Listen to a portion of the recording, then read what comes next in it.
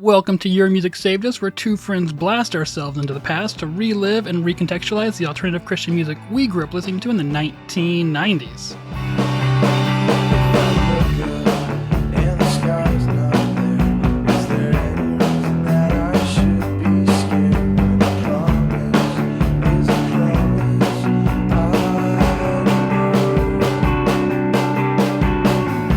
My name is Clifton, and I'll be your host on this junket. And joining me is a man who always flees the scene before the blame can be fixed on him. Jay, how are you doing? I'm good, Clifton. Yeah, I've done that before. I'm gonna be honest. Part of me is a little ashamed of it. Part of me's not. Sometimes you just gotta get away. It's true. I think that's also a song, but not on this album. All right, Jay, well, what are we listening to today? We are listening to Pedro the Lion's 1998 debut full-length album, It's Hard to Find a Friend.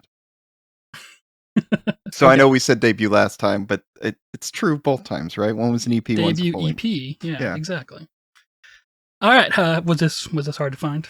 No, thank goodness it's on Spotify, and Jade Tree Records re-released this from the original release. Right. I will say though, back in the day when this came out, like immediately after this came out, this was hard to find. This was not an easy one to get. So it's on Made in Mexico, right? Yeah. And did they we can get into it later. Right. Okay, never mind. We'll get into it later. All right. So last week we talked about, that Hole wasn't played in youth groups. Was this played in your youth group? No. This is one of those that, like, if this had been played in youth group, I don't know, maybe my life might have turned out differently. I'm not sure, but I would have felt a lot more hopeful about things. That would have had to have been a completely different youth group than the one I grew up in. Exactly. There's probably someone somewhere that did have this youth group because they had I'm sure there's a cool youth pastor out there. Right. Yeah. But no, that was not me. Yeah, no. All right, well, are we getting preached at? I mean, at first I said no, and then I came back and changed my answer, and maybe in a really gentle way. Yeah. Kind of depends on what you view as preaching, honestly. Okay. So I guess we'll get more into that later. Yeah. All right, before we move forward, I want to thank all of our current patrons, including a new patron, Noelle Westbrook. And why don't I just go through all the other patrons while I'm at it? Julie Ross, Brian P., Chris Made My Own Lane, The Ghost of Larry Nichols, Gravity Head Zero, Chris Smith, and Brock Ditus. Thank you all for contributing to the show. And remember, you too can contribute and get extended episodes and even some extras to help us pay for our bills to host the podcast. Well, Jay, how about you tell us a little bit more about Pedro the Lion?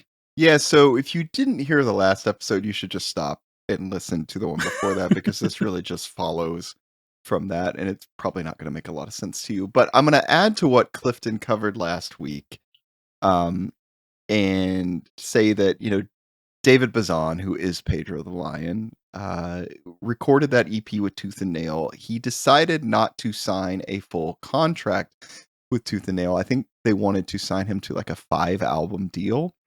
And his producer for the EP, Steve Wold, later known as C6 Steve, basically looked at it and was like, this is not a good deal, dude. Don't do this. And I think David has kind of said if he had not told him that, he probably would have signed. But he took a little thought. He said, okay, maybe not. Took a step back and thought, all right, I'm not going to do this with Tooth and Nail, but who's going to release my music? Luckily, James Morelos, who was a Tooth and Nail publicist, and also I just think like a longtime friend of David's, decided to start his own label called Made in Mexico, and Pedro was the first band on the label. Pedro's Big Truck 7-inch was their very first release, and then the next release was this, It's Hard to Find a Friend. So David recorded this album, I think in early 98, it might be late 97, it doesn't really say. The CD lists the recording location is Casa Recording Co., which I think was Blake Westcott of Bloomsday, who we covered on a previous episode. You later played him, Pedro, some I think that was his, like, home studio, basically. Hmm. And then at this point in time, Jonathan Ford of Roadside Monument that had, like, literally just broken up, was playing bass in Pedro, and David did vocals, guitar, and drums on this recording. Hmm. So yeah. It's interesting. All the live videos I've seen of this, well, a lot of the live videos I've seen of the newer, where he's touring these songs, he plays bass on all of this. So, Yeah, it's funny, he's been playing bass for a while live, and I'm not 100% sure other than maybe that's just a little easier, like, to sing while you're playing bass. Because 'cause let's be real, the yeah. bass parts on Pedro are not, like, super complicated. They're not bad, but they're just There's some bass leads on this album. yeah, and I think that's probably more Jonathan Ford, Yeah. but you're right, they're not, like, super crazy stuff, and so, I wonder if he's just doing that live as a way, like, t he can do the vocals without Mhm. focusing too much on guitar stuff. Yeah. Yeah. I don't know. Okay. Well, Jay, when did you find this album? So, uh, I'm about 99% sure on my memory here, Clifton. I was scratching my Mhm. head a little bit, but I am almost positive I picked this up when I saw them in summer of '98 at Cornerstone. And I think I remember hearing somewhere that they, like, rushed production of this so they would have them at Cornerstone because those Mm. bands always sold tons of merch at Yeah. Cornerstone. If there was, like, one time you wanted to have your stuff ready, it was for that. So I had been a fan of the EP, but like I said before, not huge, just enjoyed it, and but for some reason made sure I saw Pedro at Cornerstone. It was like an afternoon show, maybe there was just nothing else going on that I wanted to see. I'm not sure why, but I remember catching their whole set and really kind of being blown away. And so of course I picked this up right after that. I also bought the Big Truck 7-inch, which I later sold before we moved to Prague, and I kind of regret Oh, that because it's yeah. would be worth a lot. Oh well. Oh, well, yeah. Yeah, so I actually I sent you a video a little bit ago of Pedro live at Cornerstone 2002, in which in the description the guy talks about the first time he saw them was 1998 and they were performing It's Hard to Find a Friend. That's also where they picked up the album. So Yeah. that kind of corroborates your story Good, there. I'm not crazy because the release date listed online says, like, beginning of November '98, Yeah, which is a exactly. lot Yeah. later, and I thought, "I know that's not right." So I the reason and I mentioned it earlier, this album was not easy to get. I was lucky, I picked it up at Cornerstone, but it's made in Mexico, it's a brand new label. I don't know what distribution they Yeah, had, that's what I was wondering. if any. Yeah. And so maybe November was when they finally got a little distribution behind the Ah, that label. makes a lot of sense. Yeah. But yeah, this was not back in '98, '99. This was, like, not easy to get. Okay. Yeah, back then having a label, the main thing you were doing was having a relationship with someone who could actually distribute it, you know? Yeah. When was the first time you heard this, actually? So I didn't hear this until college. And I'm pretty sure you pointed me towards it. Yeah. That okay. And that I mean, that makes sense in the fact that, like, we get to college, Mhm. there's beginnings of MP3s, people sharing Yep. music, people could burn CDs at that point and stuff, and so then sharing that kind of thing. But yeah, this was Yeah. not, definitely not in Christian bookstores, and honestly, because it was on such a small new label, I don't think it was that easy to find in other Yeah. places, so I'd be curious actually how many copies of this they originally It's sold sold. on Made in Mexico, Yeah. like 1,000? It might yeah, probably something like Yeah. that. Yeah. But then luckily, like you said, it did get repicked up by Jade Tree once. Yeah. What was that? Winners Never Quit that they signed him for? Uh-huh, that was his Okay. first for Jade Tree. Okay. Yeah. So that was, just that was 2000. So, Right. yeah, and then Jade Tree put it back out. Yeah. Okay. That probably sold a lot more. Yeah. All right. Did this play like a big role in your life? Yeah, and I don't have a ton of specific stories, but man, like, I think of all the albums I was listening to at the time, this was the one I most related to. Hmm. Um, I do remember driving with a friend in the mountains of New Mexico, listening to this album and actually talking about the lyrics, which was, like, something we rarely did with any of the music we were listening to, and it just I connected to these lyrics probably more than anything else during that time period in my life. And so yeah, I this was a really, really important album for me. Very cool. Have you listened to it over the years or gone back to it? Yeah, not as much, probably as some of the other Pedro stuff, not because I don't like it, but just because I listened to it so much back in the day that it just there were other new things to explore that Yeah. David had recorded, so I kinda went to those more, but yeah, definitely have revisited this since Hmm. '98. All right. So it wasn't a surprise when you dove back into it to prepare for this episode. No, no, not at All right. all. All right. Well, should we get into it? Sure. All right. Tell us about track 1 of Up and Coming Monarchs. Yeah, this is an interesting one, it starts full band from the get-go. Mhm. It's kind of like a gentle sounding song, like, that guitar to dun dun da da dun da like, it's just, that part, the ding ding ding Mhm. dun dun da da it Yes. that's the best way I know how to describe it. It's got this kinda nice bass line under it, and it's not fast, it's not slow, it's just kind of Mhm. a pleasant song, you know? Yeah. I did It notice re-listening to this closer for this that a little bit like the whole EP, there is a part on this kinda at the end of the verses where the guitar stops strumming and just plays single notes over the bass and Mhm. drum. I hadn't really paid attention to those parts before going back for this, but there are a few parts kinda like that EP where, some of the instruments pull back and it's pretty Mhm. open sounding. Yeah. Yeah. And this is just a pretty simple song. There's not really even a bridge. It's just verse, chorus, and then like an outro, and Yes. that's it. Yeah. Um, so yeah, I mean, we talked about this last time, and I'll talk about more in the full length. But I was kind of struck re-listening to this, just how simple a lot of these Mhm. songs are. Uh, It's simple, but it has, like, just a nice charming little there's kind of an accent pattern in the strumming, mm-hmm. which is really nice, and I think adds kind of a lot of it's that dun dun dun dun dun dun dun dun dun like you're talking about. Even though he's only playing 2 chords there, he's adding little accents that's kinda walking a little bit there, and really just adds, like, a lot of, like, kind of chill character, I would say, Yeah, could we just to play the the first, yeah. I don't know, 10 seconds of the song or whatever?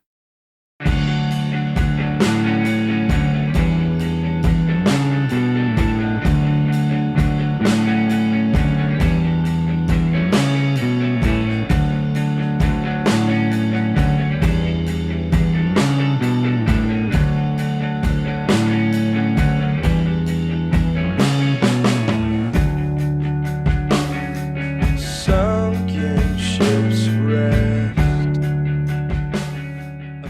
Yeah, upon the it's very simple. That bass, that doom doom doom doom, Yeah, it's a great bass line, yeah. which is it's funny thinking about Jonathan Ford literally ending Roadside Monument, like, basically at the same time, and thinking about their last album, I'm the Day of Mhm. Current Taste, and all the weird, crazy bass stuff on that, and then this. Yeah, Like, he actually seemed to really like playing with Pedro, and I'm thinking, like, "This is probably so boring," but maybe he right. enjoyed the real change. Yeah, it could be. I mean, and it is kinda chill, maybe there's kind of a zen-ness to it, to playing this. Right. Yeah. I kinda like the strumming thing is similar to how I do some songs, and to the extent that I actually remixed this song, Jay, a little bit, Ooh, let's hear it. with now, it's not perfect because there's a little bit of, the guitars aren't kind of warm as I wanted them to be, um, Wait, so is this but you playing or no, no, no. you just played with This is the original? Okay. no, no, no, I just took I added I actually did an amp sim of 2 different amps that have more gain than obviously just a little clean amp that he's using and quite a bit of reverb.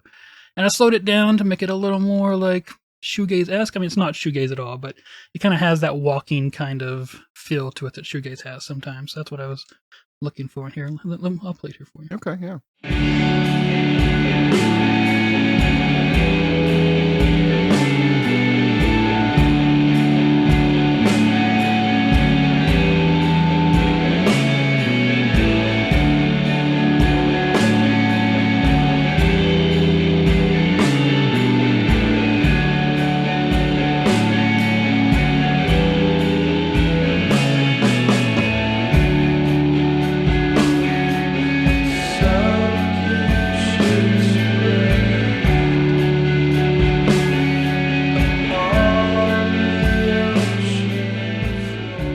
mean, I could definitely hear the shoegaze.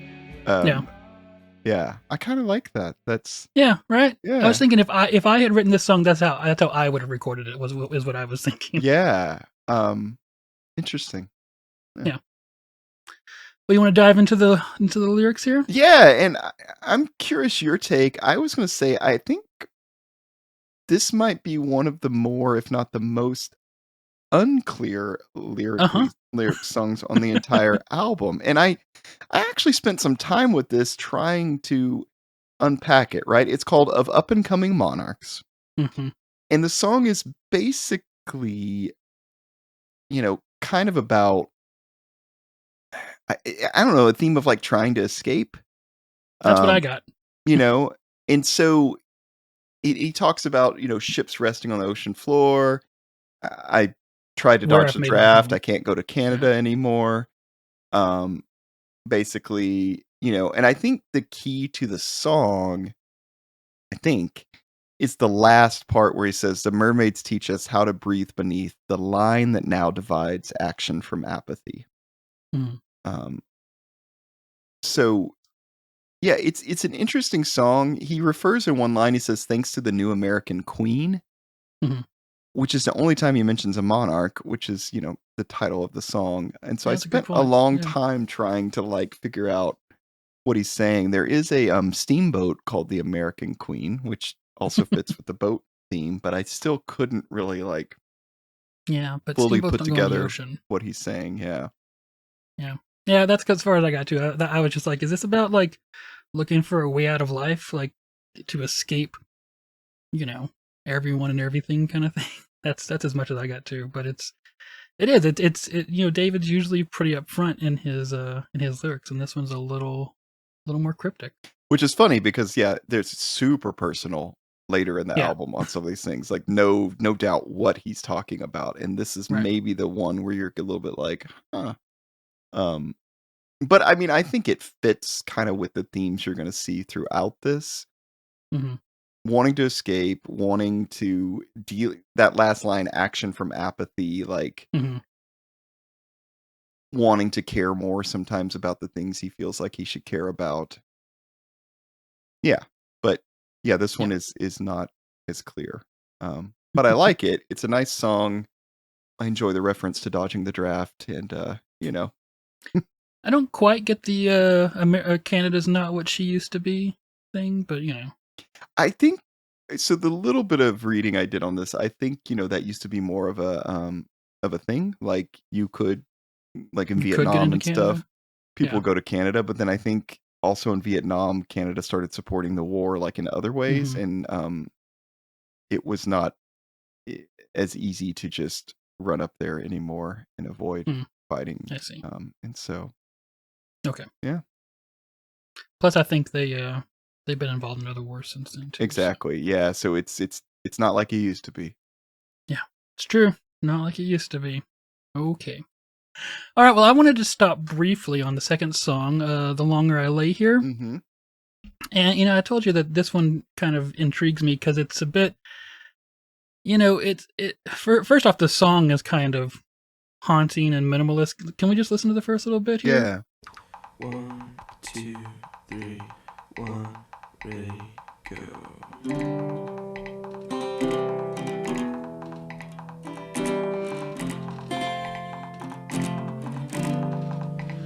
You're up with the sunrise and down when the world's been down.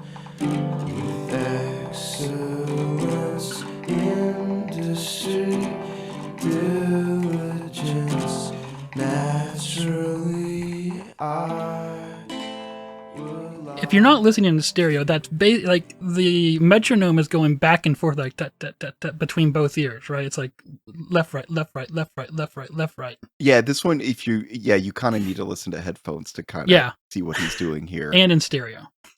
Yeah. So is this, and tell me if I'm right. What I think he's doing is he's basically got two different recordings of Hmm. this. And they're offset by like a half second or something. Yeah, Really yeah. sing. And so when you hear them in your ears, yeah, like one is right behind the other. And it's very similar, but it's clearly like not exactly the same. It's like two Right. different Yeah. takes of this song put together. Yes. So in recording, a lot of times you'll do what they call double tracking something, which is just recording it twice or 3 times or 10 times. Just because the natural tendency to not quite, no one's a robot, right? You can't hit it exactly right every time, and so it just makes it feel thicker and fuller. Whereas here, he is purposefully moved it off just enough that you can hear that it's not right, that it's not just laying over each other. So it's giving you this kind of weird little, if you're prone to vertigo, you might want to sit down before before listening to this. Yeah, Yeah, but it's a cool effect and it works for this. Now, I wouldn't want him to do it on very many songs, and I think right. you No, can only really do this because it's just him with the yes, guitar. yeah, and the metronome. Yeah, but it's a cool effect, and you're right, it is kinda haunting. And I don't know what the decision was behind this, if he was just like, "You know what? I don't feel like I can flesh this out with a full band," or what Yeah. it was, but it's pretty much, I think, the only time he's ever done something like this, as far as kind of like the doubling up, Hmm. the 2 versions together, but, yeah, I like it. Lyrically, can I jump to lyrics on this? Yes. Yeah. So Yeah. I'm gonna read the lyrics real fast. yeah, go for it, and then about You're up with the sunrise and down when the work's been done, with excellence, industry, diligence, naturally. I would like to be you, just for a few habit-forming years. Laziness cuts me like fine cutlery. I need a miracle, someone to help me help myself. Sweet Jesus, I need you. Forgive me this sin. Not hookers nor heroin, gambling or gin. It sounds so ridiculous, but I just can't lick this. I need a miracle, someone to help me help myself. So, based on the last EP and based on a lot of this album, I really think this is very personal Hmm. and sincere. Yes. But there's also a part of me that wonders if it's I don't know if tongue in cheek is the right way to say it, but there's part of me that like when he says you're up with the sunrise down when the Work's been done. thank you, yeah, with excellence, industry, diligence, naturally. I mean, that's kind of like Protestant ethic, spirit of capitalism type stuff. I mean, that's that pure Calvinist. Like, how do you know you're one of the elect? Well, let me tell you. Yeah, and Yeah. so part of me wonders, like, is he kind of putting it on there, like being a little Oh, extreme, trying to I, make th- a I think point? he's like calling it out, kind of thing. Yeah. And so that was an interesting thing re-listening to this album. Is there's a couple other points where I'm like, okay, he's being personal and honest about himself, but I feel like maybe he's calling some stuff out on this too, or Hmm. kind of pointing at stuff, which I didn't. I mean, I know that that whole EP is telling a story, but I didn't really feel like he was doing that. Now, Hmm. later albums, he's gonna do that a lot, like, Right. a lot, but this is kinda an in-between where it's very personal, very open, but you just start to get hints of that Hmm. throughout. Yes. I especially like that he says, "Sweet Jesus, I need you. Forgive me this sin." But the sins are not hookers. They're not heroin. They're not gambling. It's just that he's not productive enough, Mm. Yeah, yeah. right? And also this someone to help me help myself. There's this in Protestantism. There's this Mm. common idea that you can't help someone that isn't willing to help themselves. Because I think people think it's in the Bible, but you know what, Jay? It's not. That's not a biblical thing. Mhm. So yeah, I think that's what this song is doing, is kind of calling out that Protestant mindset, and capitalist mindset, working ourselves to death kind of thing, as I think it is, I think tongue in cheek is kind of a weird thing to say about it because it is so serious, But yeah, I think it's just calling it out as kind of the bullshit that it is. Yeah, like, there's part of me that still thinks he's somewhat serious about this, like, when he's Oh, I think talking he about, "Sweet is. Jesus, I need you, forgive me this sin," like, I don't but at the same time, you're right, I think it's pointing at something else too. Mhm. Um, I mean, you can feel guilt over something that you know you shouldn't feel guilt over. mm. Yep. Definitely. Yeah. So I think that's what's going on here. Yeah. Cool. All right. Let's move on to the third track, Big Trucks. Yeah. I guess if this album had a single, it might be this one. Well, it was a single, right? Yeah, and it's definitely one he's played kind of since that time. Mhm. And it's an upbeat, catchier song. Um, and again, it just kind of starts straight in, full band. Um, in it's interesting. He plays the chorus like instrumental a couple times, then he comes in with the vocals. And it's an interesting song to me because he goes straight into the chorus after the first verse. It's Mhm. not very long. It's like 2.5 minutes long. It's one of those I think he might have been able to stretch out more, like a little Right. more chorus repeat a couple times, that kind of thing, or do the first verse, do the second verse, then the chorus. I don't know, that kind of thing. But yeah, another thing I noticed that I never thought about till I was listening is this is a really long, wordy chorus. Yeah. It's super short verses and a really long verse. Two verses. Yeah. Right, but it works, but Yeah. it probably shouldn't because it's Yeah. kinda weird. Um, so, yeah, and another thing I noticed, just like I've said a lot on the sound, the verses are just a few notes. They're not really even strummed like the chorus. In Mhm. fact, he does that on quite a few songs. He's just kinda playing single notes during the verses, which sounds great because you don't really think about it till you really start digging in, Yeah. you know? I think it's very minimalist. I mean, this I think this whole album is pretty minimalist. Yeah. Mhm. And then there's no bridge or anything, it's just him, like, sounding like he's straining just a little on the chorus before it ends. Yep. Um, yeah. Do you think we could play the chorus? Just a little kinda Yeah. how wordy that is? There's real people in the big, big trucks that you flip off when they get in your road. You get so hacked that you pay no mind to the great big sign that says oversized load. You really think they can go as fast as you in your 87 Trans Am? They know you're in a terrible rush. They're going just as fast as they can.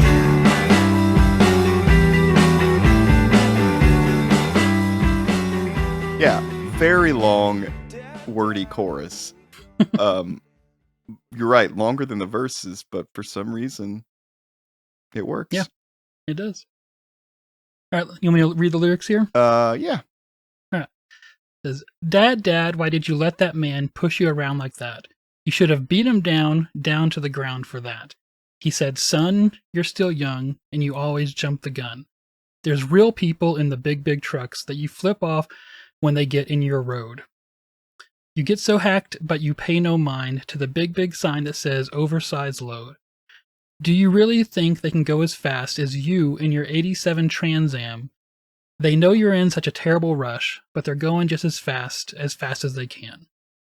Dad, Dad, I really don't understand what driving big trucks has to do with that man. You should have taught him a lesson about being rude, about talking to you with such an attitude." What's your take? Well, I've always loved how he mentions you and your '87 Trans Am, how he's that specific, and how Yeah, it's like even at this time, it's like over 10 years old car, but it's yeah. fast, and like it's just kind of a funny reference.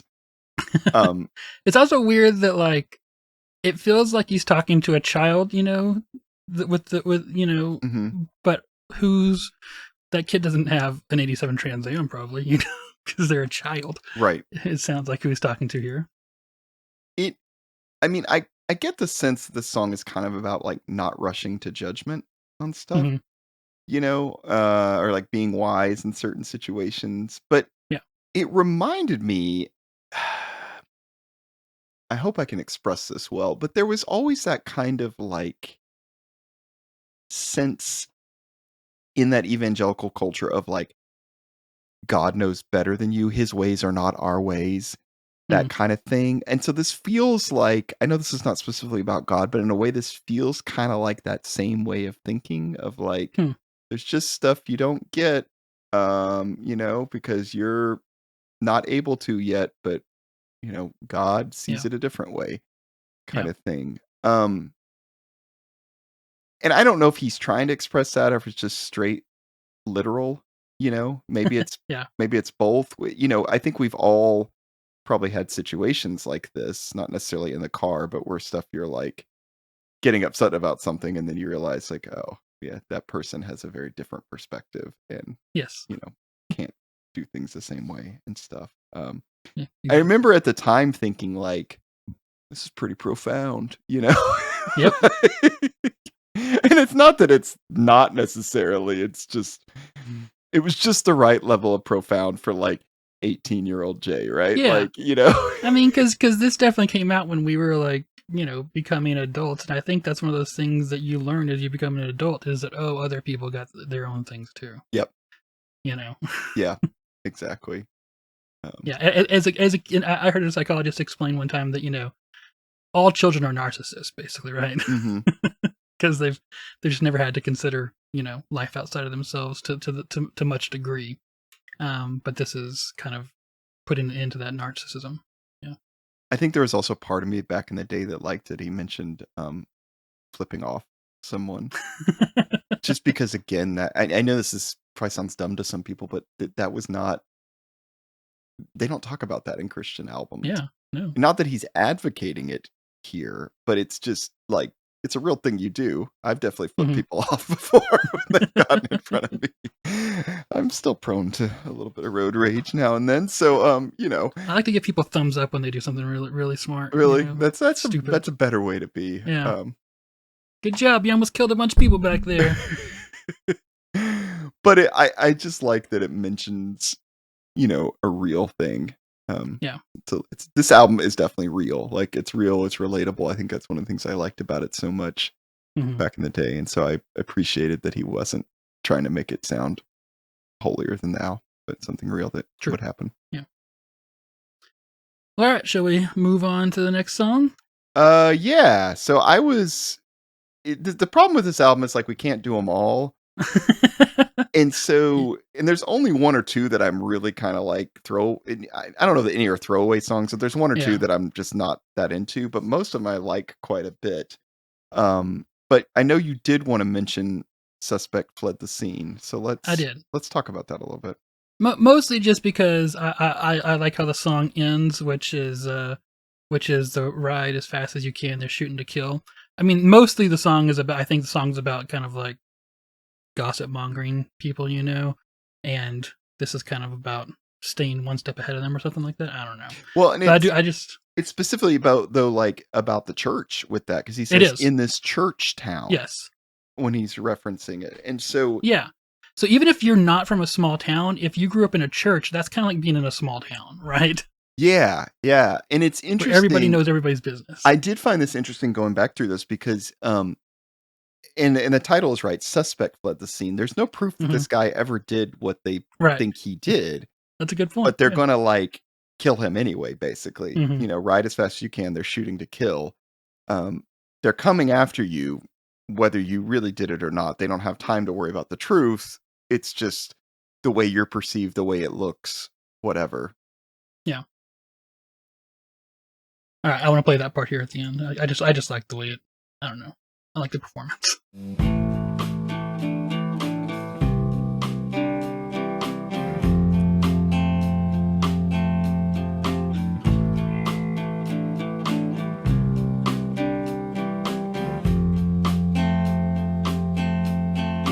Ride as fast as you can. They're shooting to kill. Ride as fast as you can. They're shooting to kill. Ride as fast as you can. They're shooting to kill. Ride as fast as you can. They're shooting to kill.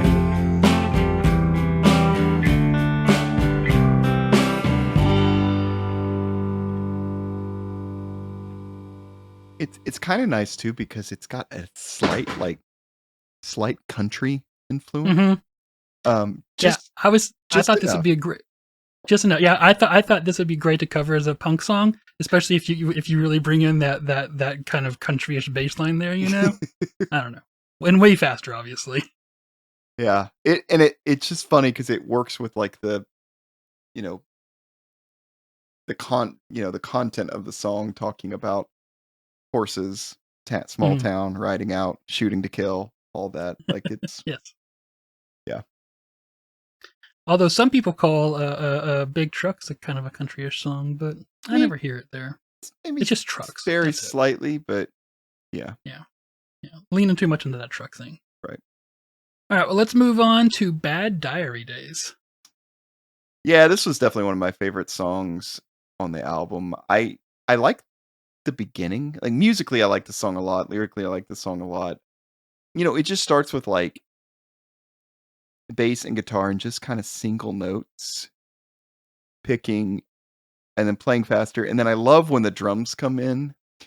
Dave is a drummer first, and there's nothing at all mind blowing on this with the drums, but I think he has a good sense for what to do in some places. So the way that like Yeah. they come in on this is a really nice addition to the song. Yeah. There's some very interestingly placed minimalist fills. Exactly. Yeah. It's very minimal, but it's thoughtful on some of this. Again, this one is very simple, especially on the verses. Like, Yeah. I just it's been fun to go back and listen to this and just go, man, he's like really not doing that much, but it works really well. Yeah. Sometimes there are like two guitars going on, but I think that's kind of like the most complicated thing we get in any of these songs here. Yeah. This is by far the most listened to song on this album on Spotify with 50% more listens than Big Trucks. That surprises me. I love this Right? song, but I would not Yeah. have thought this would be the most listened to. Right. I would think, yeah, Big Trucks, but I don't know. People have people just love songs about broken hearts, I guess. Does this question for you, Clifton? Does this song actually have a chorus? So what I call the chorus is the bass thing. Here, let me Yeah. play it. Yeah, which I really like. I want to play the first one and the second one because they're so great between the two of them. So the first time happens is going to be well, there's kind of two opening verses, and then it goes into what I'm going to call the chorus here. She must have forgot to mention girls' night out.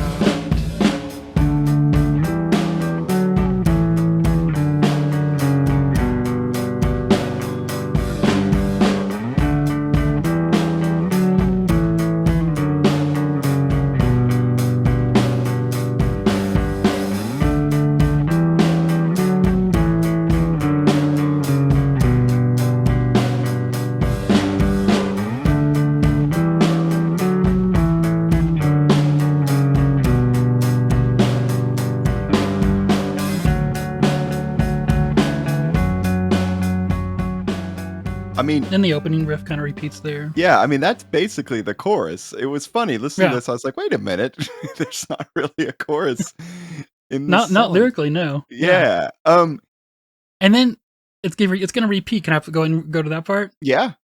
Okay, so it's going to repeat, but there's a lot more tension that's been built up in the songs lyrically here, which we'll get to in a second. But this time we get like a bigger drum fill, and the bass this time has a fuzz on it. It's kind of great. It kind of gets jammy a little bit at the end. It does, yeah.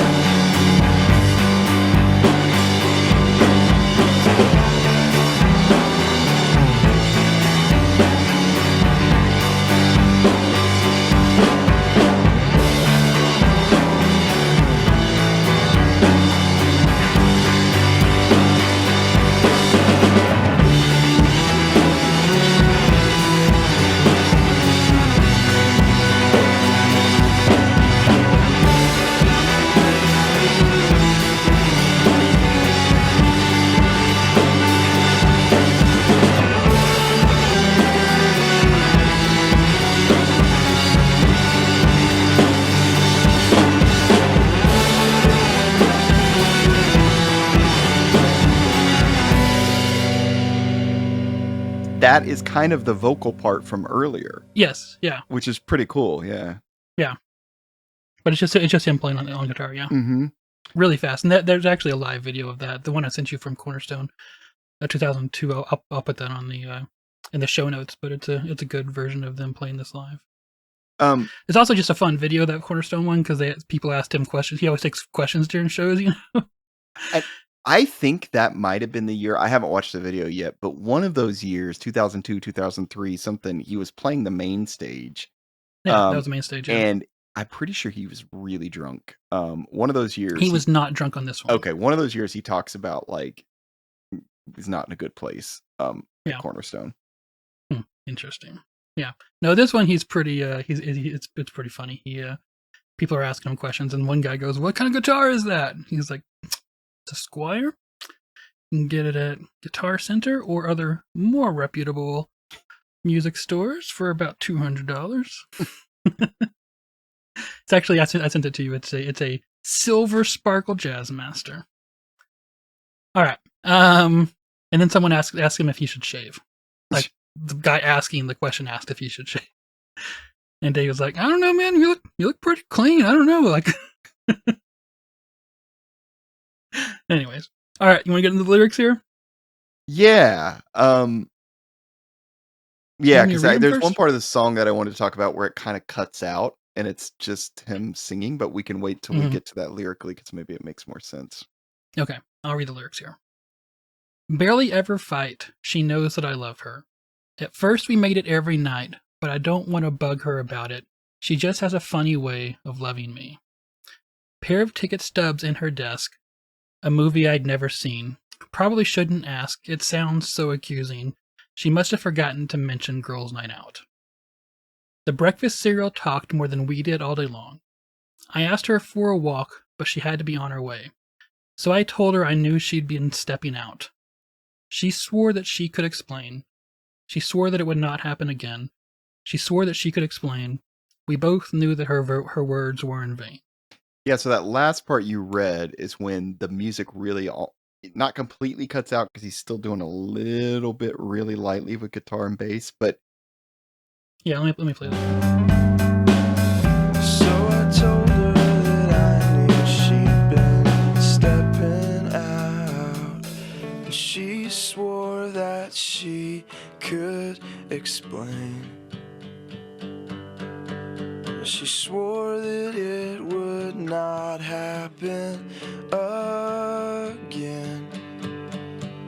And she swore that she could explain. We both knew her words were in vain. again, love that drum part at the end. Yeah, so it's it's funny because back in the day, I would definitely say something like, "This song is about God and the Bride of Christ," or something like that. Yeah. And now I'm like, I think this is just maybe really a song about somebody cheating. It's funny because I never got the feeling that this was a song about somebody cheating. So what did you think it was? I felt it was more metaphor. Yeah. Okay. Yeah, I mean, and it, there's a song coming up on here of minor prophets and their prostitute wives. So obviously he's thinking about that. Right. But it just like, it could be more on the nose than we're making it out to be. I doubt it's autobiographical. Yeah. But, it doesn't necessarily have to be about God. Yeah, I agree. One thing I really love about this song is that the line, "So I told her that I knew she'd been stepping out," it which is a line, no matter what you say, it's going to come out of nowhere, kind of, if you say it, And I love that in the song, it actually comes one line too soon to be the end of that verse. And so it feels like it's coming out of nowhere. Does that make sense? Like, just, it kind of feels awkward in the song as well. Yeah. I love David Bazan, and this is not completely fair because this is first person, and he is a straight male. So, as far as I know. So, Right. this is not complete fair criticism, but again, this is kind of another, like, Wayward Woman song Hmm. that Yeah. we've talked about in other episodes. That seems to kind of be a theme of Christian music. Again, it's a little more autobiographical, so I don't really know if that criticism is fair. Um, but it is interesting, you know? Yeah. I also I think back in the day, I didn't let myself think of this as more of, like, a personal thing because it mentions sex without Mm. actually saying sex, right? Yeah. At first, we made it every night, but I don't wanna bug her about it. And so I think back in the day, I was like, "Well, can't be David talking about sex because this is a Christian album, so it has to be a metaphor." Yeah. Um, but again, who knows? I don't see why not. You know. Yeah. Yeah. But there is, there's a long history both in the church and in the Bible of of course we'll talk about of minor prophets and their prostitute wives, but even outside of even outside of Hosea, there's a long history in the Bible of the chosen people being compared to unfaithful wives, basically, Mhm. because they're always cheating on God, which is really damaging. I think, like, you notice there's not like any good examples. Like the Bible there's not a lot written in the Bible, like, when things are going well. Like the faithful wife? Yeah, yeah. Not a lot of faithful wife shit in the Bible. Yeah, that's a good point. Yeah. Hmm. You know why? Why? It's boring. It's true, and you can't make people, like, do what you want, Feel if bad, y manipulate them. right, it's a Yeah, lot harder to do that, yeah. Um, yeah. I I feel like I can't express it enough, but I do really like this song, Yeah. just sonically, like, Yes, it's a great song, it's yes. got a very I mean, you can definitely hear, like, that bedhead and some of those influences in this, but Mhm. it's definitely got a very Pedro the Lion sound, and it's I I I don't just love, like, jam bands or anything, but this song and one later on the album too that I think has a similar vibe, like, kinda gets a little jammy Mhm. towards the end, and it really works, like, because they cut it off at Right. at the right point. But I just think this is a really nice sounding, really just good song. Yeah, I agree. And, it's kind of weird that this song about cheating is, like, one of the most popular Pedro the Lion songs, Yeah. you know? I don't know. I mean, it's Anyway. definitely fits with the whole, like, sad, kinda I guess music so. type thing Yeah, for him.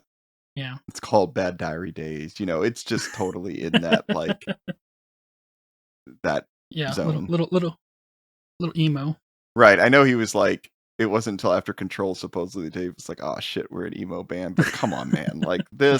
this is Yeah, but yeah. I mean, that's the thing about Pedro is they were always accepted by they were kind of accepted by the Christian community, but then they were accepted by both the emo and the indie communities, so Yeah. that really helped Actually, them. this is maybe a good time to bring this up.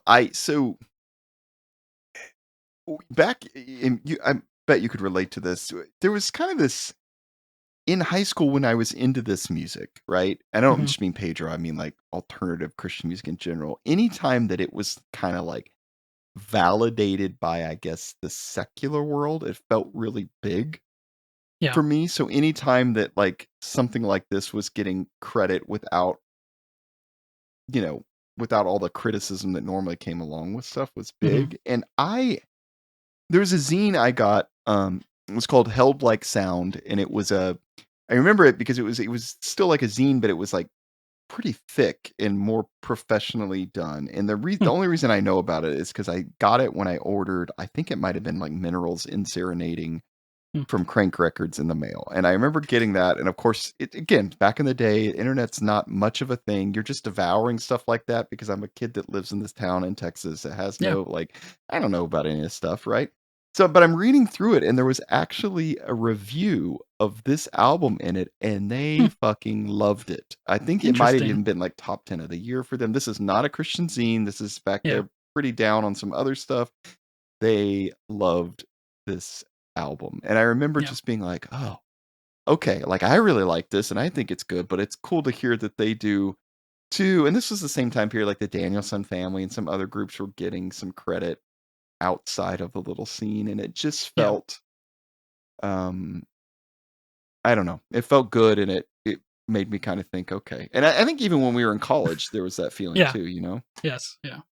I think a lot of that comes from the fact that even though, especially back in the day, we would defend Christian music, we still knew that it wasn't like as innovative and as even as good a lot of times as the music that the world was making, you know? And so when a band did get some attention, it was very validating to be like, oh, so see, I told you the Christian music wasn't bad. Right, Like right. see, like yeah, Well, and I think for a while there was that belief too that like this should be the best type of music because like it's what right, they're trying to express and what they're trying to showcase. That was rarely actually true, but occasionally with stuff like this, you felt like, oh, they're kind of like, wow, this is something I can share with anyone. yeah, Um, Actually, this album is interesting because I think most people could appreciate this even if they didn't come from a Christian background. And even though he's pretty hmm explicitly singing about stuff in these songs, it's so personal. right, It's not being really. We talked earlier about is it preachy? Not really, unless you consider just like somebody talking about their life and these things as being preachy. right, yeah, yeah, yeah. All right, shall we skip on to track 7? When they really get to know you, they'll run. Which is a great title, by the way. It is. I don't think I really considered how great a title that was till I was going back through it for this. This is probably also the other like quote unquote single of the album, if there was one. I think this and Big Trucks are probably the most immediately catchy and Yeah, upbeat so this is songs. the third most listened to song on the album. Okay. You know, the intro, it's actually kind of got a little bit of a, you know, studio outtake, you know, intro or something where David's counting Mhm. off. I think maybe over a metronome again in the background. And this just has a really fun guitar part. Yeah. Most of the album is extremely simple, single notes picking, and this is kind of the opposite of that. You've got this kind of slidey. It's probably not super complicated, but it sounds fun, and it's a nice little riff that just kind of repeats throughout the song. 1, 2, 3, 4. 1, 2, 3.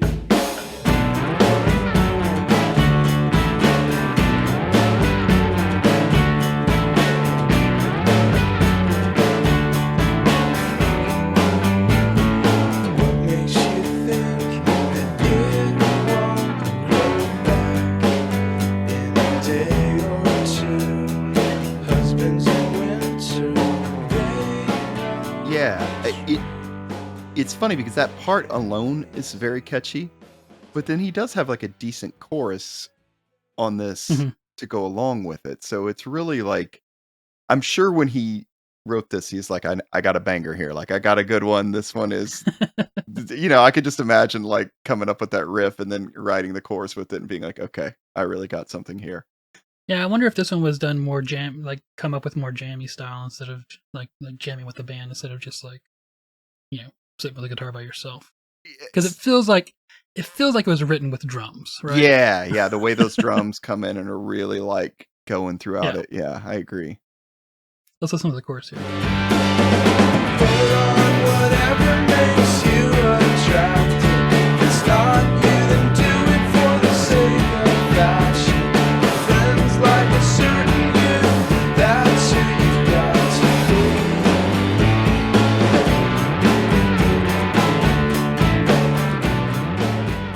Get back into that slidey guitar thing. Yeah, you know, I don't normally always say this, but I actually think the song ends a little too quickly. Like, I think it's only 2:35. I think he could have repeated the chorus 1 or 2 more times at the end. It Ooh, just maybe change keys. yeah, I mean, maybe it's a great catchy song, and I mean, I appreciate sometimes when they leave you wanting more, and I guess that's Yes, what this song does. I think so. But it just kinda gets a little heavier right at the end and then stops, Mhm. and Yeah, that's it. yeah. It's up to me. It's kind of. I think this is probably the heaviest song we've had so far, except for maybe just the very end of which one was it? Sorry, A Bad Diary Days. yeah, Bad Diary Days. Yeah. But overall, I think this is the one where we kind of have like the most overdrive on the guitar and kind of the warmest guitar sound. Mm-hmm. You want to talk about the lyrics? Let's do. You want me to read them, or you just want to? I mean, agree? I think if anybody's ever heard Pedro, they've heard this song. But I mean, I think this song is obviously about like false appearances and the way we put on a Yeah. front to impress people, not being real or honest about who we are. It's one of those songs again that like it's not that it's not clever. I don't want to say that, Mhm. but you know, when I was 18, this was about the level that I could handle of like Yeah. Yeah. Super clever. yeah, if he'd gotten a little more clever with it, I probably wouldn't have gotten it. But this is like just my level kind of thing, you know? Like, Yeah. oh, he's tongue in cheek. Put on whatever makes you Mhm. attractive. If it's not you, then do it for the sake of fashion. He doesn't really mean that. Right. Yeah. And not just that, but the great links that are gone to here. You know, waxing since 13. Um, you know, shave their legs and make them look like movie stars. It kind of there's kind of a. It's not just like put something on. It's like a whole routine, right? Like a whole like maintenance thing that you got to do to yourself to make yourself presentable, right? Hmm. And one thing I do appreciate about this song is that once again, we're talking about, projecting onto women here, but I feel at least here that women are properly acknowledged as kind of a victim of this, Yeah. you know, Yeah. I and, think and you're there's no right. victim shaming going on here, you know? Right. Right. It's like victim of this whole culture that Yeah. pushes this thing. Yeah. Um, I think the Mm. title, once you start digging into the lyrics, the title is really good. When they really get to know you, they'll run that idea of like, oh man, if they really knew who Yeah. I was, then I would Yeah. no Like longer husbands be in winter. friends or whatever. Yeah. Oh yeah. Yeah. But I mean, I think that title goes beyond this song, right? To a lot of those feelings you had at the time in the church because you Hmm. couldn't actually be yourself, No. right? You've got to put on an act and a front Hmm. there. And I'm sure there's probably a little of that in what he's saying here. Again, this album's got now that I've gone back through it, I'm like, oh, I think there's a few more levels here, and maybe it wasn't even always conscious for him at the Yeah. time, but there's some stuff going on, I think, pointing at the church and that culture with this. Yeah. I always love this song. I don't know if you read Catcher in the Rye, but Yes. Holden Caulfield always talks about the phonies in that Hmm. book, and I loved that. This is just teenage Yeah. Jay just really loved that way of looking at the world and always wanting things to be real, and so this song Yes. just hits like right there. Very much agree. Yeah. There's a lot of toxic stuff in Catcher in the Rye, but that's one of the things I think that is at least everyone can agree to some extent is that tired of phonies. Yeah, You know. for every emo kid who also read that book at the time and was listening to this Yes, type of stuff. It all worked really well together. it did. Yeah. The one thing that one of my first thoughts on listening to this again is just how trying to think of the right way to say this because there's a lot of the side of this you don't want to be on is guys who say things like, "Oh, you don't got to shave your legs. I don't. It's I don't like shaved legs." Well, it's also not for you. You know, like Right. there's a little bit of a male gaze kind of like assumption here, maybe. Yeah. You know, um, so like I think there's the side of if women want to do this, that's fine. If guys want to do what they do, that's fine. Um, but at the same time, I can still get on board with you know you know being less phony. I think, yeah. Yeah. Yeah. And in that, you see that later in a lot of his songs. that same idea of like you just like being true to yourself. I mean, I think that's kind of what he's done the whole time in his musical career is just like Mhm. try to be honest about who he is and how he feels about things, and that didn't always go over so well. But yeah, I would say that David's not a fan of phonies either. Yeah. So the other side of this is, let me read this verse here again. Junior high legs, blonde hair gone brown from me moving it. Waxen since 13, wisdom from a beauty queen, her tiara digging deep in her head. So I think this has to do with kind of the traumas and the scars that come from, you know, all of the effort that we put into hiding ourselves. Mm, right. Yeah. And how those people that are the experts on that Mhm. a lot of times are pretty fucked up. Yes, yeah. Yep. And that, I don't know if that. I'm sorry. In my head, I was like, so the experts are definitely fucked up, but there's also the people who kind of like the ones who demand it. In my head right now, I'm thinking of kind of like the older ladies in church who would like get mad at the teenage girls for wearing pants instead of a dress or something like that. Mm, In church, like literally this kind of bullshit, right? right. Anyways, yeah. All right. Not and my point there being that old lady is speaking out of trauma, not out of Yeah. Yeah. you know. Sorry. Yeah. Well, and that stuff like it repeats, right? Yeah. Yeah. Yeah. The trauma just you continue to just like pass it on. Exactly. Yeah. It's a cycle. Yeah. All right. Let's move on to it's not a song we originally talked about doing, but track 8 of Minor Prophets and Their Prostitute Wives. Yeah, I don't have too much on the music on this, but lyrically it's pretty interesting. So I don't know if you want to say anything about the music.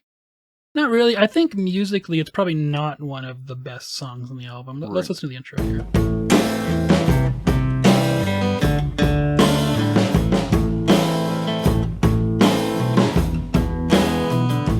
All the time you were burning my letters, you were only acting the part. You think It has kind of this like heavy Americana sense to it, I Mhm. think, which I think does fit in well with the accusational lyrics that we're going to have here, Yeah. Yeah. But here's what really puzzles me is that back in the day, I always felt like this was one of the centerpieces of the album, but this is one of the least listened to songs on the album. Yeah, that's interesting. I don't one thing I don't think it's as good of a song just melody wise as some of the others, so I can see Yeah. why maybe it's not listened to as much. I don't know. Again, this kind of to me echoes a little bit of song number 5, or maybe that echoes this Bad Diary Days, like kind of Yes. same theme ish. Exactly. Yeah. So when I was taking notes here, what I wrote was back when I was a toxic person, parentheses Christian, I had a real liking for Hosea, which is sad because it's a fucking abusive book. All right, I'm going to read the lyrics here real fast and then we can talk about them. All the time you were burning my letters, you were only acting the part. You think without me you'll get on much better, but you don't even know your own heart. Come on, darling, come home quickly. Come home, darling, all is forgiven, so come home quickly. I treated you as if you were a princess. You treated me like a cop. I gave you boundaries to save you from certain death, dangling from the end of a rope. But you're still playing for a love you'll never find outside of these arms of mine. This whole town is one step behind you with a hangman on call. They've got the judge and you're convicted without a plea, but darling, they will listen to me. I just realized, yeah, he kind of is also referencing in that last part, um, the 4th song, right? I can't remember the title of it off the top of my head. Suspect fled the scene. Yeah, right. The whole Yeah, a little town, bit, right? Yeah. you know, Always looking for a good hanging, right? right. Yeah. No TV, so you gotta do something. So obviously this is about Hosea, and Hosea is a minor prophet book from the Old Testament that is where basically God commands Hosea, one of his prophets, to live out a life with a prostitute wife who constantly cheats on him, and he constantly forgives her, and they both live out an abusive and tragic relationship because that's the story that God needed to tell about the chosen people of Israel. Yeah. Now, let's dig into this. Okay. And while I'm going to criticize the lyrics of this song, I want to say that they're pretty true to the story of Hosea. Yeah, Okay. like yeah. The sentiments expressed here, yeah. So one of the first lines that really jumped out at me is at the end of the first verse. You don't even know your own heart. Like, I'm trying to protect you from yourself because you don't even know yourself. Mm. Which is some gaslighting bullshit. Yeah, man, that you don't even know your own heart. That was yeah. That was said a lot. Maybe not specifically in those words, but the Right. same type of thing. And if you don't know your own heart, you can't trust your heart. Mm-hmm. You know, we've talked about this before. You can't trust yourself. You can't trust your emotions. Like, the heart is Mm-hmm. deceitful above all things. All that stuff. Which, the more you believe that, the more fucked up you're gonna be. Like, and Yeah. the harder you're gonna have time to relate even to yourself, to the world, to anything. And you're gonna become really detached from, you know, emotions, which is not Yes. healthy. Trust me, I can vouch for this. I'm in therapy right now trying to figure out how to connect to my emotions. Yeah. So yeah, I think this is like a super harmful way to think about things. Which is a perfect lead in to Jay, our second verse here, which ends with I'm trying to save you from certain death dangling from the end of a rope. Which, if you can't trust yourself, you can't trust your own heart, you can't know your own heart, after a period of time, all of that trauma builds up into like, you already feel like, to me at least, you already feel like you're dangling from the end of a rope. So what the fuck's the difference, you know? Mm. Yeah. So like, even though this is about how even this is supposed to be about how, you know, shut up and trust God, to me it ends up just being about like, when you're gaslit like this, it's not like you already feel like you're dead inside. So what's the point of being dead for real? Yeah. As I was going back through this, and I'm going to say this because it also ties in with what I want to say about the last two songs we're going to cover. But I get the sense that, like, in some ways, David like desperately wants this to be true. And I'm talking about the Mm-hmm. lines where he says, "You treated me like a cop. I gave you Mm-hmm. boundaries to save you from certain death." Like, you know, the reason we have these rules is to keep you safe and keep you the reason God wants you to do these things and do it his way is because it will keep you safe. It's really good for you. It's actually God knows Mm-hmm. best. It's good for you. And I think deep down he's really wanting to believe that. And Yeah. that's like the kind of stuff I would tell myself too. Um, but it doesn't mean that it actually makes it make sense for you. Right. Yeah. Like I was thinking the other day about like the idea that everything's gonna be fine, you know? Like, which is something we tell people all the time, like everything's gonna be fine, right? Which is something especially that's offered by salvation, right? Like you'll know that everything's gonna be fine. It, What the fuck does that mean? Everything's gonna be fine. That doesn't mean anything. God's got a plan, Clifton. His ways are It's not not even. our ways. Yeah, sure. All right, moving on. But you're still playing for a love you'll never find outside these arms of mine. Like, I'm the only one who can love you. Like, if you're looking for love outside of me, this is what abusers say, Jay. Like, this is the fucking, like, negging kind of bullshit that, yeah, Yeah. It's a really you'll good never point. find true love except for me. Which reminds me of one of my girlfriend, my freshman year in college, told me one time that her previous boyfriend had told her that she would never find someone to love her when she broke up with him. Mm, That's just, it's I mean, healthy. that's just, yeah. That's just... that's abusively heartbreaking. Yeah. Yeah. And then the last one here that caught me is the end of the last verse here. The whole town is one step behind you with a hangman on call. They've got the judge and convicted you without a plea. But don't worry, darling. They will listen to me because I'm the only one who can save you. The only one. Yeah. If you think anyone else can save you, you're wrong. I'm the only one who can save you. Once again, this is what abusers say. I struggled with that last line, not necessarily for that reason, but I guess in my head I was kind of thinking back to Suspect Fled the Scene because it's reminiscent of the thing. And so, like, you've got all these people coming after you. They're going to convict you without a plea, but darling, they will listen to me. Why would they listen to you? Like, I don't know. I was having Because trouble you're with just that. a whore and he's a good man. Okay. And so suddenly all these judgmental people are going to be forgiving and, okay. Not just judgmental people, but like people ready to kill you. Yeah. Yeah. Which, just to be honest, like this also reminded me of Trump. Like, how many times have you heard him give a speech where he talks about how he's the only person who can defend the anyways. Well, and that, I mean, I didn't think we'd be talking about Trump on this episode, but why do you think one of the many reasons Christian liked him is because this is the kind of stuff they've been like bathed in for years, is this way of thinking, and that like God is the only one who could save me, blah blah blah blah blah blah blah. So like they're used to hearing that. So when someone comes along and says it, it's like you're speaking their language, you know? Yeah. I mean, because not only is this incredibly abusive, but like it also sets you up for being abused further.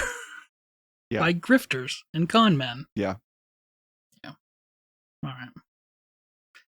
Let's move on to we're gonna skip another track here. We'll move on to track 10, "The Secret of the Easy Yoke." So I'll be honest, I love this song. This was like of all the songs on the album, probably the one I connected to the most, and I'm sure I'm not the only person that is saying that. It's a very, very pretty simple song. He's strumming just a few chords. It's a slow tempo, but it's just so good. It's got one of those moments.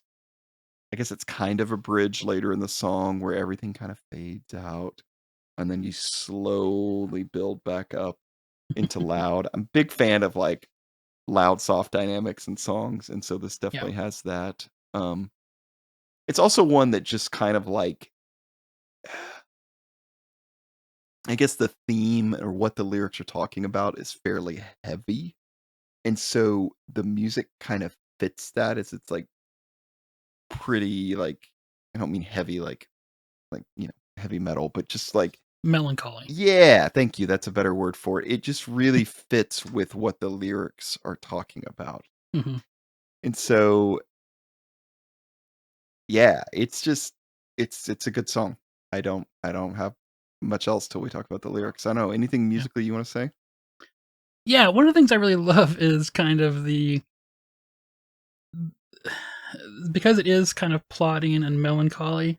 At the ends of the chorus kind of gets a little bit more hopeful than the other parts of the song, Right. And then at the end of the chorus, there's kind of this like long. It's hard. It's impossible to call anything on this album a solo, but just for the sake of having words to use here, there's like this long like drum solo kind of thing where it's just like doing its own thing, and then everyone else comes back in after a little while.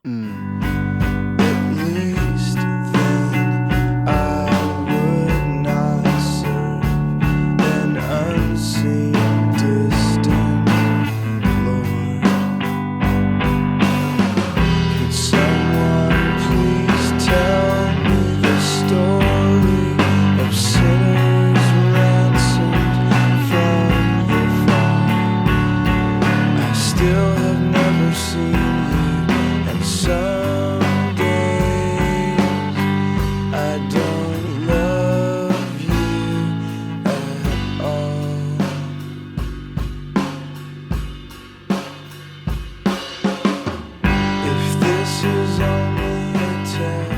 Yeah, this was actually a song I kind of wondered how they recorded it because it really felt like the drums. Um, I don't know, especially towards the end when it gets jammy. There's so many parts that it feels like he has to be playing along with something. But like, did Mhm. they record the guitar first and go back with it? I don't know. I Yeah, just so a lot of times what you do on this is you record, um, a lot of times you'll record just like a scratch, guitar part with a metronome, and then you're gonna come back and replace that. You're gonna play the other instruments, and then you're gonna come back and replace that guitar part with the real guitar part, right? mhm. So, but you put the guitar part in there so that you are playing along with the real song. You're not just playing to a metronome. Yeah. Okay. Okay. Yeah, because it feels like the drums really respond to a lot of Mhm. the guitar part, especially towards the end of the Yeah. song. Yeah, there's a whole, like, instrumental "Peace Be Still" kind Hmm. of thing, going on here and out and into the outro. We'll use that as a part of the music later on in the episode. Should we, dive into these lyrics? Yeah, yeah, I definitely want to talk about these lyrics. I will say also this is the longest song Oh, on that yes, by by far. far. Yeah. 6 minutes and 40 seconds. Mhm. Alright, you want me to read these? Yeah, please. Alright. I could hear the church bells ringing. They pealed aloud your praise. The members' faces were smiling, with their hands outstretched to shake. It's true, they did not move me. My heart was hard and tired. Their perfect fire annoyed me. I could not find you anywhere. Could someone please tell me the story of sinners' ransom from the fall? I still have never seen you, and some days I don't love you at all. The devoted were wearing bracelets to remind them why they came. Some concrete motivation when the abstract could not do the same. But if all that's left is duty, I'm falling on my sword. At least then I would not serve an unseen distant lord. Could someone please tell me the story of sinners' ransom from the fall? I still have never seen you, and some days I don't love you at all. If this is only a test, I hope that I'm passing, because I'm losing steam, and I still want to trust you. And then at the end of the song, kind of goes into this repeated thing of peace, be still. Man, lyrically, like this song I just so connected Hmm. to. I'm sure we probably all did. And it just was so honest. Hmm. Like honestly, I think if all Christian music was this honest, I don't know if we'd have a problem with it. You know? I mean, I Yeah. guess we would with some of the, like, bullshit, but he's just so honest with, like, how he's feeling on this. It's really hard to take issue with it, you Yeah. know? I I just connected lyrically with so much of this, like going to church, everybody's smiling, stretched out hands, it didn't really move me, feeling like I should be moved by this, but I'm not. Their perfect fire annoyed me, you know. Which is a twist on Perfect Fire Anoint Me. Right. Yeah, it was to talk about, the devoted were wearing bracelets to remind them why they came, some concrete motivation when abstract could not do the same, and it's definitely like he's going there, he's wanting to like experience God, Hmm. but he's not. And Right. again, like I said last time, I think he's desperately wanting this to be true. And Hmm. he's saying, "Peace be still." Like, okay, you know, that's all I got to do is just rest in God, not stress about this. Peace be still. And I get the sense again that he's like, I really hope this is true. Yeah. Peace be still, kind of thing. And yeah, this is just like really, really, really honest. I sometimes I wonder, man, what if he'd ended the album just with this? I don't know. I think there might be people be like really worried about Oh no. David, you know? Yeah. Yeah. Eh, it's one other thing. I was wondering too if he feels like he had to put the "Peace Be Still" in at the end to like not freak people out too much at this point Yeah. in his journey. No, I think that part really does almost feel peaceful. So I wonder if he wrote it to himself. Kind of a Okay, like stop yeah. freaking out. Mm-hmm. Interesting. I always took it as like, this is what God tells me to do, so I better do that, and maybe then I'll feel him. Yeah, I mean that could be part of it, but I always took it as him just like kind of writing himself his own like little, I don't know what the right song is, but like comfort song kind of thing, you know? I Yeah. think you talked about this on the last episode. Like, the people that'll say like, well, you must have never been a Christian in the first place, like if you've Mhm. lost your faith. Like, how could you listen to this song and say that about him? Like, I don't think it's Oh well, there was possible. something he was hiding, something that he wouldn't some sin he wouldn't give up. Oh my God. It's crazy. I don't know how you could listen to this and then say that Which about him. doesn't match up with the gospel at all, because it's like, okay, either God rescues us from all our sins, whether we're willing to give them up or not, or he doesn't, right? Yeah. We're all fucking fuck ups, right? Like, if God is God rescuing you, or is he waiting for you to rescue yourself and then he'll step in? Because here's the thing, the first one doesn't work. Right? Yeah. If the whole Bible story is true, if the whole Bible story is true, and we're all sinners and we can't save ourselves from the sin, then there's nothing then having some sin that you refuse to give up is not a thing. That it doesn't even make fucking anyways. Makes no sense. Yeah. Yeah. One of the parts I really like is, if this is only a test, I hope that I'm passing because I'm losing steam. And I still want to trust you. I can't tell you how often, I heard sermons that were something to the effect of, you might be going through a hard time right now. Maybe you haven't really felt the presence of God in weeks or months or maybe even years. But sometimes God does that to see how much you love him. Kind of like Job, So you just got to this is a test. God has provided you a test. You should be happy that God has given you a test. Kind of thing. Dark night of the soul kind of thing. Yeah, exactly. Yeah. Yeah. Again, that part you just said, like, I still want to trust you. I think that's him like saying, I want this to be true. I really want to believe.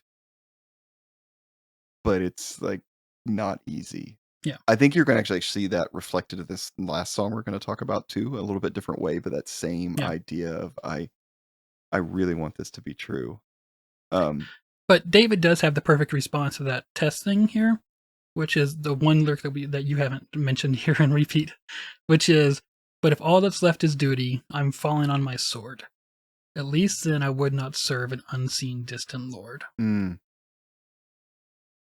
Yeah. Yeah. Again, so honest, so good. And like, basically like, what's the point? Like, if all this is duty, tradition, all this stuff, then like, I'm done. Yeah. Exactly. That wasn't the promise, right? Yeah. The promise. Let's do that. All right. Let's move on here to track 12, Promise. This song is pretty upbeat. But it does kind of work for the last song. I was thinking, I was like, I don't know where else you would put this on the album. But I also wonder if he feels like he had to end with this, because if not, people are really going to be questioning his faith. I felt so, because like the last half of this album is I mean, not that this entire album isn't melancholy, but the last half of this album is super melancholy. Right. Yeah. And it's funny because I don't think the theme of this song is that different from Secret of the Easy Yoke, but it's just more upbeat. Yeah. So this song does have a couple of little bit different things. It's got kind of an interesting bass line, just kind of slow moving notes during the verse. And one other thing you see on this that I don't think we see much in the rest of the album is some background vocals on the last chorus. And I'm pretty sure it's just David singing at a higher, register, but I think it might be the only time we hear them on this album. Yeah. So. It's also a very short song. And the sky's not there. Is there any reason that I should be scared? A promise is a promise.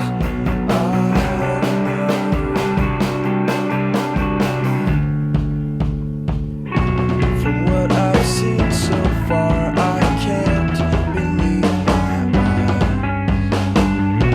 And what a nice surprise.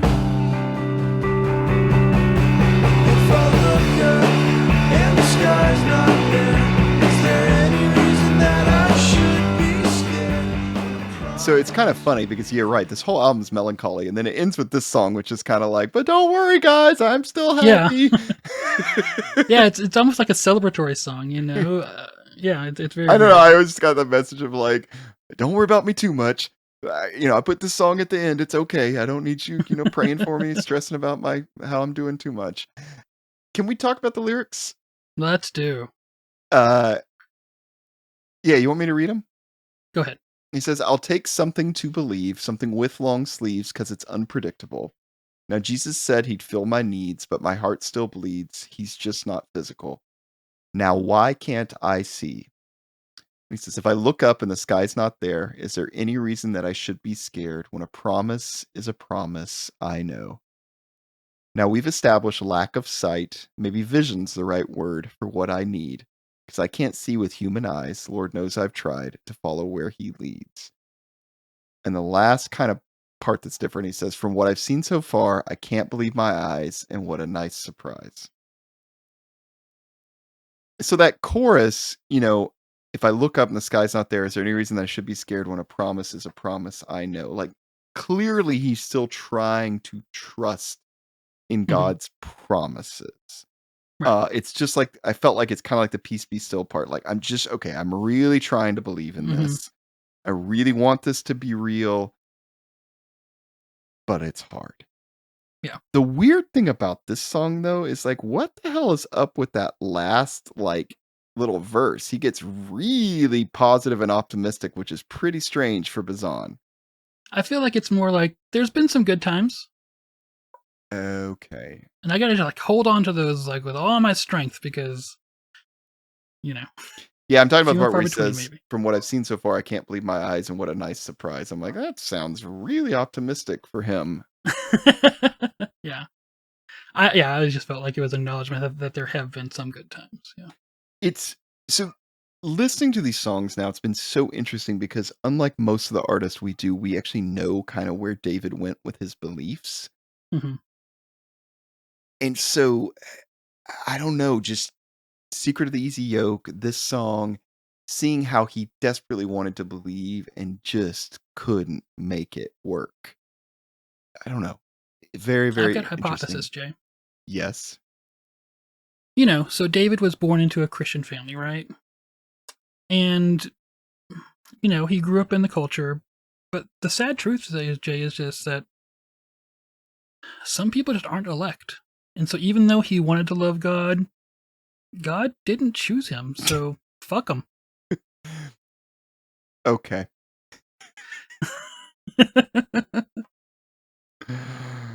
Oh man. I don't know. I don't I don't miss really much of or any of this world at all. I definitely No. don't miss the Calvinist holier than thou bullshit. Yes. Yeah. But how else do you respond to this? I mean, I just don't know what else you say to Right. someone who's clearly trying, and not trying. Maybe trying is the wrong word. It's someone who has clearly put themselves out there, who has clearly laid themselves down, and yeah, Been this open and honest with doubt and stuff. Yeah. yeah, I mean, one thing I put in my notes is I said, like it makes you wonder, could you ever do an album this honest and not end up where he did? hmm. Like, is it possible to be this honest about doubt, but come out of this being like a much stronger believer? I mean, there's people who deconstruct and remain Christians, right? Yeah, but I wouldn't say that like they're not in the same way, right? And Right. they're definitely not probably believing it how they did before. So that's what I'm wondering. Can you be this honest about your doubts, about your feelings and things, and then end up coming back to it as the church would like it to be? That makes sense. I not sure actually now kind of being Yeah, on the other side of it, and maybe that's why they never want you to be this open and honest about yeah, stuff, and why we say all those little platitudes like just trust in God, just gotta have faith, don't worry, it'll get better. God's got a hmm, plan. Um because when you really are open and honest about it, yeah, this is this is where you go. yeah. I was a friend of mine posted on Facebook last week about how it was the anniversary of when they left the church, quote unquote, and they were actually asked to leave. Like they were literally asked to leave a church because they were sinning or something like that. The church had decided that they were sinning with doing something, and they were asked to leave the church and told if they could come back in like 3 months or something like that. And it's been like 5 years, and literally no one from the church has ever reached out ever again. Yeah, I've heard a lot of stories like that. Yeah. Which, I think, we're all humans. If we put aside this religious bullshit, we can all say, I like my church, and I like it when it's not complicated. And that guy was making it complicated. Mm. Right. So, yeah. Yeah, it's funny. There was never a lot of place, if any places in church for you to be this honest about your beliefs, right? Like, No. it's kind of funny. Of all places where you think, well, we can open up and be honest and share with each other, it was not there that you could really No. say these things. And I've talked several times on the podcast about kind of, me going through my anxiety issues, which led to a lot of like doubts about salvation and stuff like that, and when I was going through that and I tried to talk to people, not just, church counselors and stuff like that, although them too, no one was ever comfortable with that. Like, no one wanted to talk to me. Right. Yeah. Like, they were all very uncomfortable with having those conversations. They're like, oh, it's going to be fine. Like, let's do something else. Let's move on. Like, there was not a lot of, like, yeah, let's dig in. No one ever said, yeah, let's dig into that, Not once. Or like, I feel the same way. Yeah. That kind of thing. Or they might have said, I felt like that one time, brother, but then I blah, blah, blah, blah, blah. Then I read this book and it made me feel better. And they give me Josh McDowell. I'm like, this is the fucking brilliance that convinced you? You have a fucking egg for a sorry. Yeah. I don't, it's just, from the outside, it seems almost literally crazy, but it's just when you're in it, it's just a box that it's really hard to get out of. So hearing something like this back in the day felt so refreshing and so kind of liberating in those ways. Because if nothing else, you knew, even if I wasn't going to talk about it with anybody, at least I knew there was somebody out there feeling the same way. Right. Yeah. Yeah. And especially, for me, songs like Secret of the Easy Yoke, I talked last time about, kind of mourning my loss of faith to whole. And this is another album that I, obviously that I listened to a lot during that time period that kind of I was able to kind of latch on to, that had a similar kind of, going through the same thing as me. Yeah. Yeah, for sure. I feel like I did that a lot as well with his, I guess, real first full-length solo album, that Curse Your Branches. That's very personal and very much about that. This is another moment of like feeling like, okay, somebody out there gets it. Yeah. Well, what do you think overall, Jay? Man, I love this album.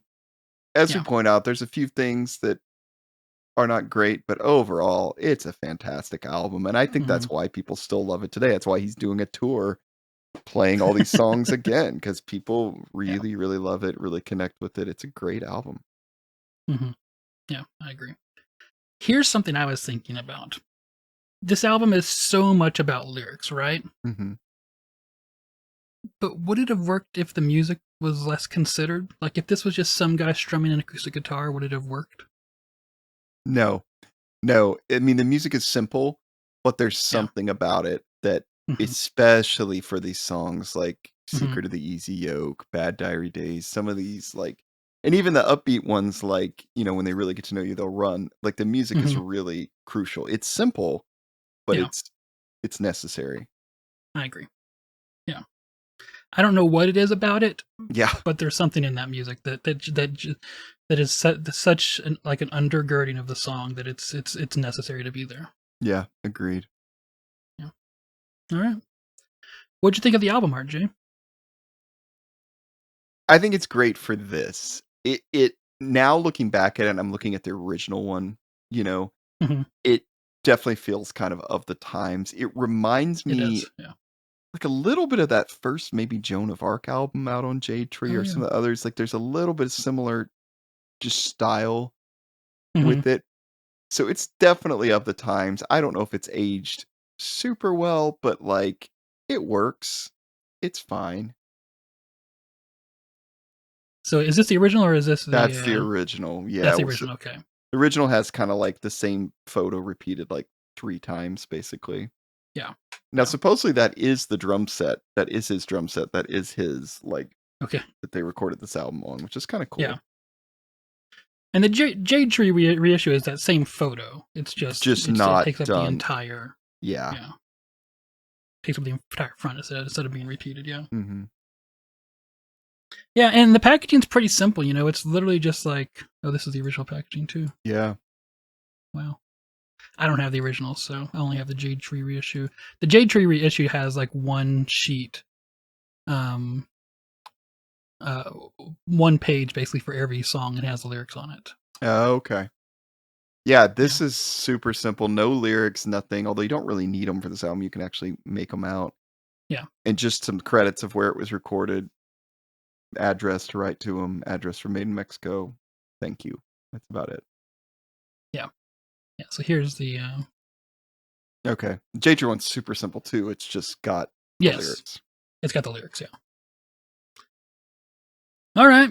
Well, Jay, anything else we want to talk about? Actually, one thing I thought about as I was wrapping this up, can we talk about the album title? Yeah. What is that? I mean, it's hard to find a friend, but what's he referring to? Because there's not I mean, this is melancholy music. It is kind Hmm. of sad sounding in some ways, but is that the So only is this roadside monument where it's just a great like phrase, or is this? right? Like, what does the title actually have to do with most of the album? It's not that it's so far off, but there's not necessarily a song directly about that, unless it's supposed to be God.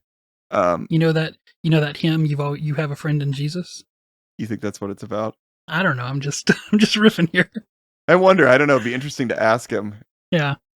originally why the title. Hmm. How old was he when this came out? Probably early 20s, mid 20s. Yeah. What did we say? I'm thinking 20, 21 kind of thing, maybe. Yeah. So really young. Okay. Yeah, yeah, very young. But has Mhm. grown a lot just from that whole EP. I mean, the whole EP, Yeah.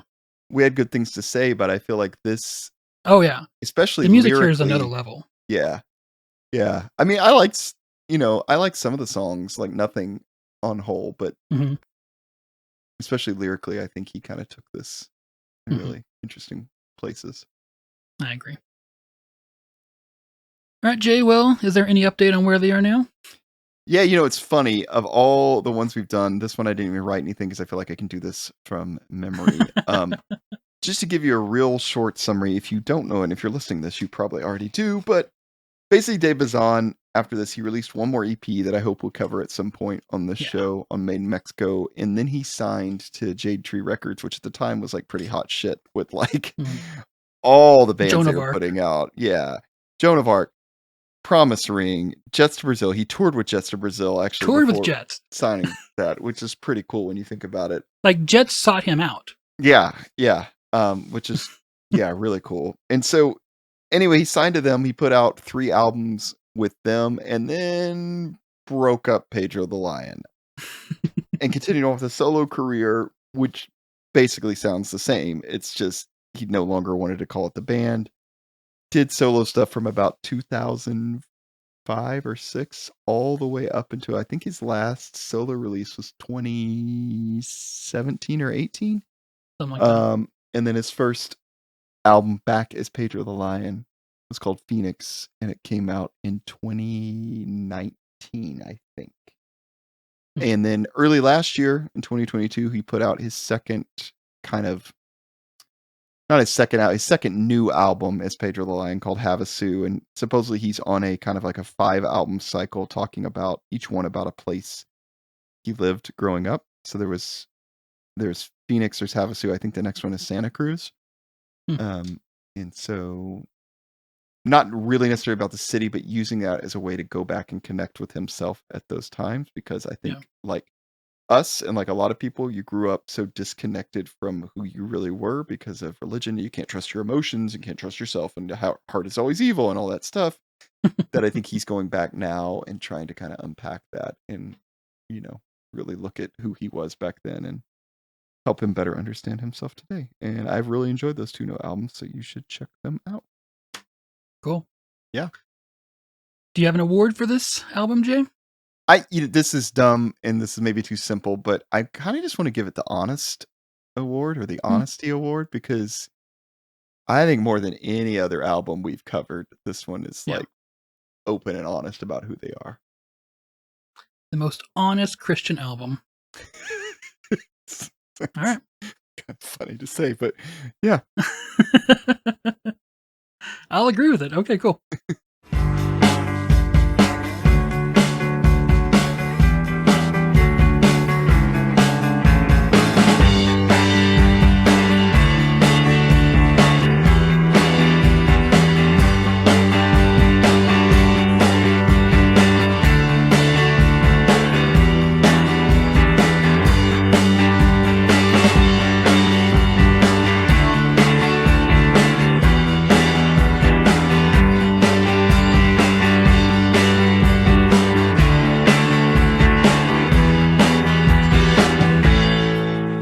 Well, Jay, what are we doing on the next episode? So, I know what we're doing. We are doing Craig's Brothers' 1998 debut album, Homecoming.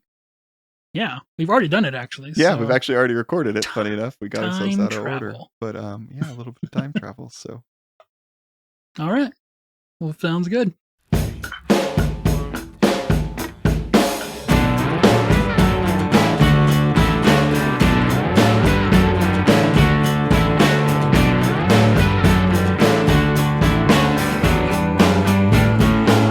thank you for joining us for another episode of Your Music Saved Us. If you enjoyed your time with us, please leave us a review or share this episode.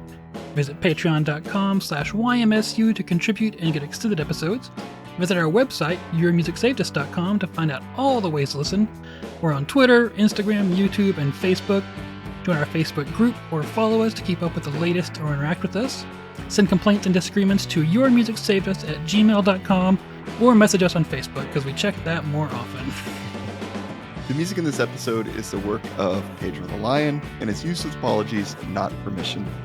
There's tons of stuff out there, by the way, that you can buy on Bandcamp, on pedrothelion.com. I believe you can also go to davidbazan.com. He's touring right now, playing this album along with Control, so there's lots of ways to get out there and support him, and please do so. Buy a shirt. Yep. Cool. All right. Thank you all. Yep. Thanks, everybody. Bye. Bye.